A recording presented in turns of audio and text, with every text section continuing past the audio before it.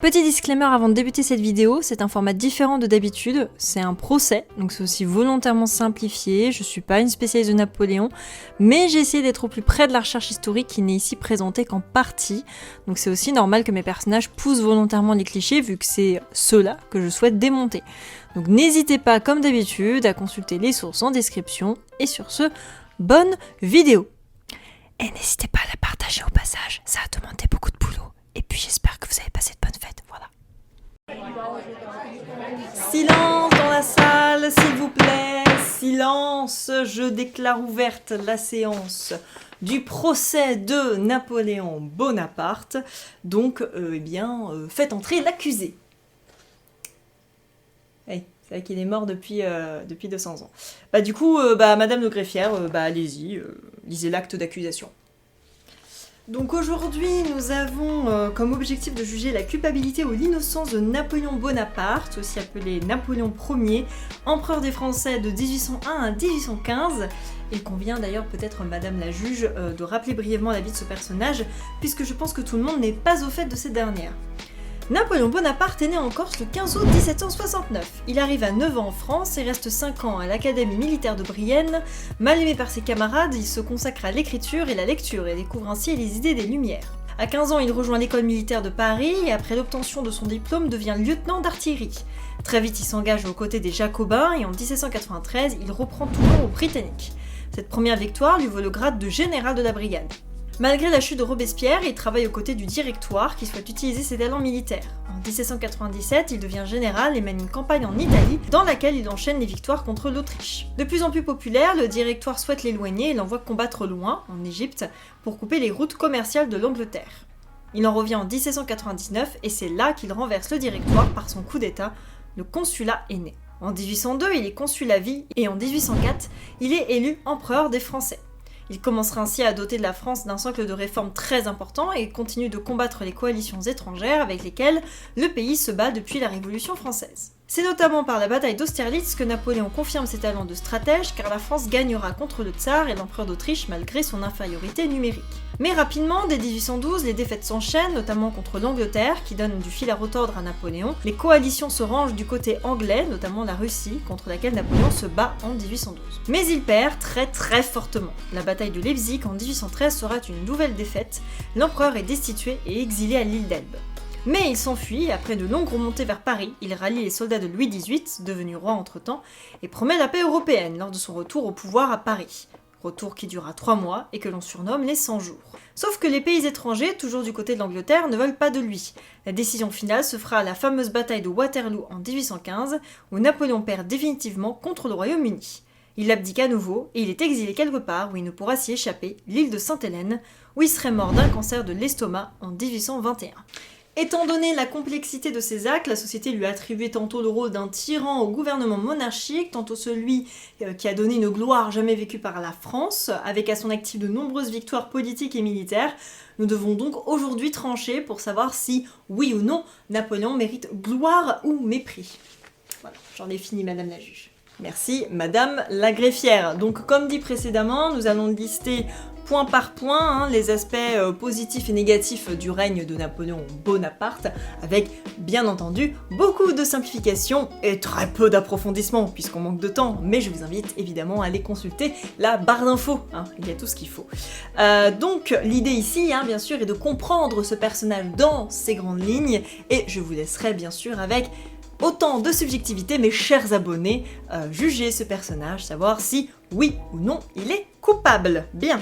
Sur ce, nous allons commencer. Alors maintenant, la parole est à la défense. Madame la juge, chère audience, je souhaitais pour commencer ce plaidoyer rappeler que Napoléon est quand même le père de nos institutions puisqu'il a créé des réformes extrêmement importantes, puisque comme il le disait lui-même, il souhaitait jeter sur le sol de la France des masses de granit. Ce sont des masses qui sont évidemment toujours présentes aujourd'hui. Nous retrouvons notamment le baccalauréat, la Légion d'honneur, une nouvelle monnaie à cette époque et surtout, le fameux Code civil.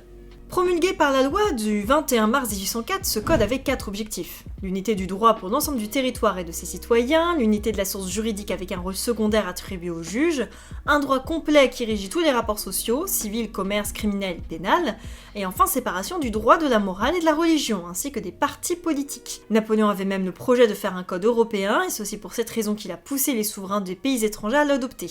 Il inspira les projets grecs, néerlandais, italiens, roumains, portugais, espagnols, et ce tout au long du 19e siècle. Toutes les réformes de Napoléon ont été gardées aujourd'hui, et sans lui, nos institutions, nos principes républicains n'auraient jamais été mis en place. Oui, alors ça a été gardé certes, mais avec 2-3 changements, puisque le code civil de 1804 n'est absolument pas celui de 2021, au point qu'on l'ait appelé le code Napoléon. Mais ça se justifie quand même par le contexte dans lequel il a été écrit. Élément que vous avez bien gardé de préciser, c'est l'aspect extrêmement discriminant de ce code envers les femmes. Il a fallu donc abroger son incapacité juridique, reconnaître les droits de l'enfant naturel, faciliter le divorce. Alors l'article 8, « Tout Français jouira des droits civils » est bien loin de la réalité. Les femmes sont totalement exclues de la sphère publique en raison de ce code. Je cite: le mari doit protection à sa femme et la femme obéissance à son mari, donc elle n'est pas une personne juridique autonome. Elle ne peut pas travailler, ne peut pas posséder de biens, n'a pas d'autorité maternelle, que dis-je encore, peut subir le divorce, mais rarement le demander. Ça a quand même justifié énormément de combats féministes par la suite. Alors certes, mais n'allez pas demander à Napoléon d'être tolérant alors qu'il s'agissait d'une époque extrêmement patriarcale. Déjà à la Révolution, censée être l'époque accordant des droits à tous les citoyens français, les femmes étaient exclues de la citoyenneté, et ces derniers ont du mal à se faire entendre sur le sujet, et ça a même fini par provoquer leur écartement de la scène politique. Alors ce que vous dites là me fait penser à une super vidéo que j'ai vue d'une youtubeuse, je sais plus comment elle s'appelle, Nora, ouais. Nora Mignon, voilà c'est ça. Elle a fait une vidéo en collaboration avec le musée d'Ambinet sur Charlotte Corday et les femmes à la Révolution. C'est hyper bien expliqué, ça résume super bien l'affaire. Ah oui, je l'ai vue, elle est très très sympa. C'est d'ailleurs une youtubeuse très très intéressante, soit dit en passant. Apparemment, il n'y a pas que Napoléon qui a un gros melon, Enfin bref, Napoléon finalement n'a fait que confirmer et affirmer un état patriarcal qui était en place depuis des siècles. Alors nous pouvons effectivement relever les lois extrêmement discriminantes de ce code civil, mais il a fallu quand même attendre la seconde moitié du XXe siècle pour que ce soit enlevé, donc ça gênait pas trop les gens pendant 150 ans, voilà. Alors comment expliquez-vous que les codes étrangers étaient bien plus favorables aux femmes ? Le code prussien par exemple, il a été si favorable que beaucoup n'en voulaient pas, et il a été rédigé dès 1794. Parlons également du code civil autrichien, qui a aussi donné une certaine autonomie juridique à la femme. Rien n'est parfait en termes de code civique féminin à l'époque, mais le code napoléonien n'a quand même rien arrangé, d'ailleurs il le dit lui-même, Nous autres peuples d'Occident, nous avons tout gâté en traitant les femmes trop bien, elles ne doivent pas être regardées comme les égales des hommes, elles ne sont en réalité que des machines à faire des enfants, il vaut mieux qu'elles travaillent de l'aiguille que de la langue.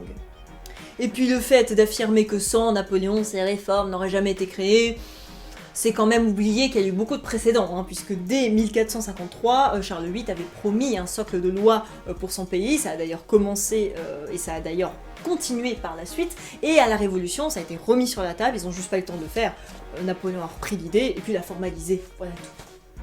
Alors, en plus du fait que certes Napoléon ait repris l'idée, il ne l'a évidemment pas fait tout seul. Ça n'enlève d'ailleurs rien au travail amassé, mais il y a eu beaucoup de débats au sein du gouvernement sur l'application de ce code civil, au sujet des femmes notamment, et donc ça a été une décision commune, qui n'était pas propre à Napoléon Bonaparte, et qui prouve encore une fois que ce n'est pas la preuve d'un machisme de la part de Napoléon. Et puis vous me citez Napoléon, mais je pourrais vous citer plein d'autres personnes de cette époque. Tenez par exemple, celui qui cherche une femme belle, bonne et intelligente n'en cherche pas une, mais 3, Oscar Wilde. Elles croient volontiers que parce qu'elles ont fait le contraire de ce qu'on leur demandait, elles ont pris une initiative, Sacha Guitry. Une femme qui voterait des lois, discuterait le budget, administrerait les deniers publics, ne pourrait être qu'un homme. Charles Naudy, en 1832. Ça va, j'ai compris. Je soutiens donc que Napoléon a été à la source d'un socle de réformes extrêmement fondatrices et qu'il a aussi été à l'origine d'énormément de progrès scientifiques et artistiques. Comme précisé par Madame la greffière, Napoléon a été éduqué aux sciences, aux mathématiques notamment, et a lu bon nombre d'ouvrages philosophiques. Rien d'étonnant, donc il a adhéré aux idées des Lumières. C'est par cette approche qu'il s'est intéressé à de nombreuses découvertes scientifiques et qu'il a été élu à l'Institut National en 1797 grâce au mathématicien Gaspard Monge et au chimiste Claude Berthollet. Et parlons, bien évidemment, de l'expédition d'Égypte. Ah bah oui, parlons-en, tiens. Alors je veux pas dire madame la juge, mais elle m'a coupé quand même. Hein. Alors j'avoue, vous parlerez après en fait. Hein. Ah vas-y là, ça saoule. Je disais donc... Parlons de la campagne d'Égypte qui fut un véritable succès scientifique. Napoléon part de Toulon en mai 1798 avec 300 navires, 40 000 hommes et 170 savants, ingénieurs, écrivains et artistes.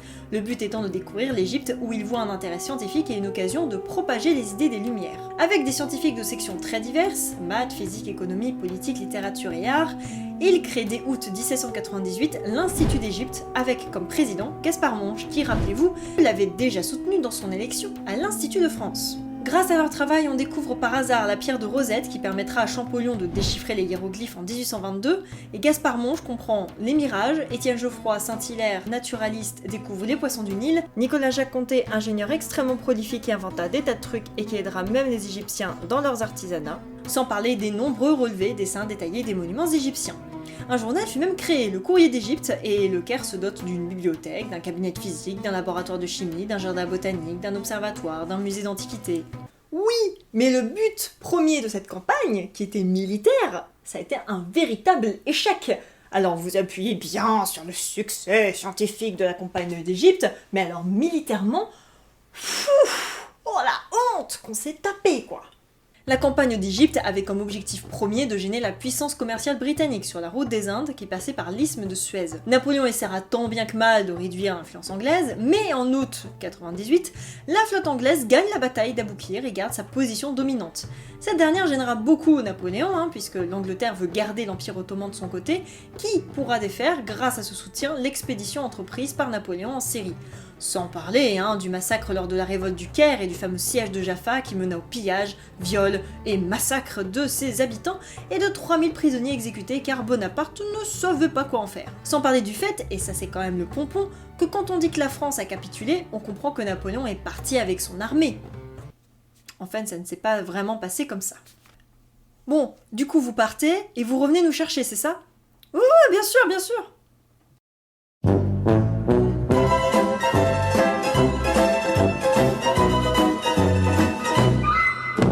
Oui, alors là-dessus, il a mal géré, ok, mais il l'a reconnu lors de son exil à Sainte-Hélène, déjà.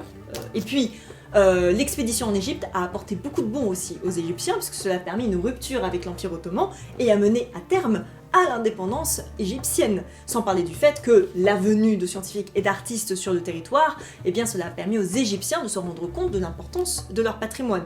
Et c'est d'ailleurs à ce moment-là que naît un domaine extrêmement important, l'égyptologie, puisque l'expédition en Égypte a véritablement démarré une égyptomania en Europe, et encore aujourd'hui c'est une discipline extrêmement connue, sans parler évidemment de découvertes majeures comme celle de Champollion. Et puis, en termes d'avancée et de patrimoine, bien évidemment, nous pourrions mentionner les collections du musée du Louvre, qui sont quand même extrêmement riches grâce à Napoléon, et nous pouvons quand même lui reconnaître ses collections égyptiennes et ses collections italiennes. Oui, bien sûr que Napoléon a pillé allègrement, puisque les œuvres italiennes dont vous parlez, eh bien, ce sont le résultat d'un vol sans vergogne lors des campagnes d'Italie de 1796. 506 tableaux emportés, dont 248 qui sont restés en France, sans parler des éléments architecturaux, archéologiques, des archives, des manuscrits de sciences naturelles ou de la destruction pure et simple de centaines d'œuvres d'art et de monuments motivés par la recherche d'or et d'argent. Ça fait beaucoup là, non? Encore aujourd'hui, l'Italie réclame ses chefs-d'œuvre, notamment les fameuses noces de Cana, qui se retrouvent face à la Joconde et donc personne ne voit. C'est quand même un beau gâchis, alors que l'Italie les attend encore. Et puis c'est quand même très débile de voir que la seule œuvre majeure qu'on aurait pu garder, parce que c'est une véritable découverte française, la fameuse pierre de Rosette, elle est au British Museum, puisqu'ils nous l'ont piquée lors de notre capitulation en 1801, Champollion a dû se démerder avec des gravures et des dessins. Super! Eh bien, parlons du British Museum, justement. Vous prêtez à Napoléon énormément de pillages, qui sont certes largement condamnables, mais il ne me semble guère que le British Museum est rempli d'œuvres anglaises, Voilà. Malheureusement, notre histoire européenne est remplie de vols, la preuve avec la colonisation africaine qui a causé bon nombre de pillages, et dont les restitutions sont encore aujourd'hui réclamées, même si ces œuvres remplissent le musée du Quai Branly. Et même si ces œuvres sont des butins de guerre et qu'elles ont été volées à ces populations, je suis bien d'accord, cela n'a pas du tout démarré avec Napoléon. Dès la Révolution française, nous avons commencé des pillages extrêmement énormes, et puis même bien avant, et le Directoire a surtout accéléré le mouvement, et rappelons évidemment que quand Napoléon est parti en Égypte, il était encore sous le pouvoir du Directoire. Et donc aujourd'hui, en Europe et en France, nous avons effectivement beaucoup de musées qui sont remplis d'œuvres étrangères, nous pouvons d'ailleurs parler du Quai Branly, mais le point commun à ces musées, c'est qu'ils essaient petit à petit de restituer des œuvres pour essayer de réparer leurs erreurs. Ah ouais, et l'obélisque de la Concorde, on l'a rendu peut-être? Alors, pas besoin, puisque c'est Mehemet Ali qui nous l'a offert en 1829. Et enfin, et ce malgré ce que ma collègue va dire, je pense que la France n'a jamais été aussi puissante que sous le règne de Napoléon Bonaparte. À l'apogée de l'Empire, la France administrative comptait 130 départements et 50 millions d'habitants, soit le pays le plus peuplé d'Europe.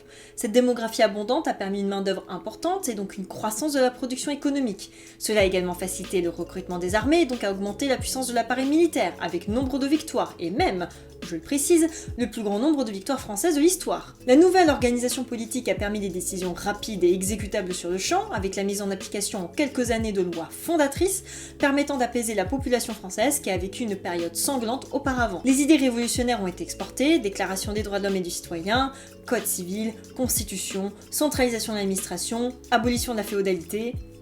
Avant de tout perdre en 3 ans, pouf patatras, plus d'empire, plus de Napoléon. C'est quand même dommage. Oh, 3 ans.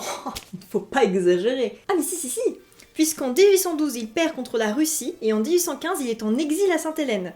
En 1 an après son abdication, il a perdu toutes ses conquêtes à l'Est. Voilà, tout ça pour dire que Napoléon a tout perdu en 3 ans, alors qu'il était en guerre continuelle, mais bon, ça j'y reviendrai.